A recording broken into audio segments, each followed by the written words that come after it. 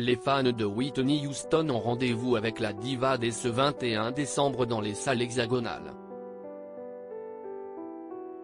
Outre la carrière musicale d'exception de la chanteuse, le biopic retrace son histoire intime et son idylle de 10 ans avec son assistante Robin Crawford. Le film I Wanna Dance with Somebody sort sur les écrans hexagonaux ce 21 décembre.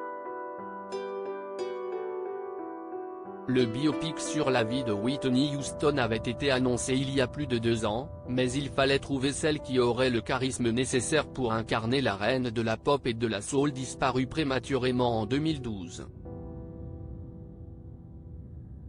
C'est Naomi Ackie qui a finalement hérité du rôle, dont elle ne voulait pourtant pas au départ, ne s'estimant pas à la hauteur des enjeux. À l'écriture du scénario, Anthony McCarten, déjà responsable du biopic sur Freddie Mercury avec Rami Malek. Et ce dernier n'a pas hésité à sortir des chemins de l'histoire officielle, racontant notamment l'histoire d'amour qu'il y a à Whitney à celle que le monde entier prenait pour son assistante personnelle, Robin Crawford. C'est d'ailleurs sur leur rencontre que s'ouvre le film. À l'époque de la gloire de Whitney Houston, on les 10 meilleures amies, on admire leur relation fusionnelle, elles sont inséparables. Les deux femmes elles-mêmes n'useront jamais les termes gay ou lesbienne pour définir leur relation. À l'époque, ces choses-là ne se disent pas encore. Le père de Whitney a encouragé sa fille à se montrer avec des garçons. Leur liaison, Robin Crawford finira toutefois par l'évoquer dans les pages de son livre A Song for You, paru en 2019. Elle en confesse aussi la fin, brutale.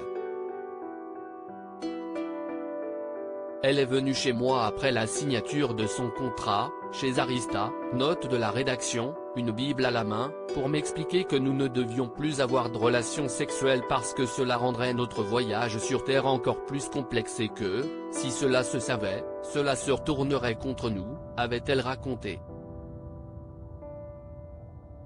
Paris Match rappelle que leur idylle a précédé son union avec le very bad boy, très menteur, et très volage, Bobby Brown.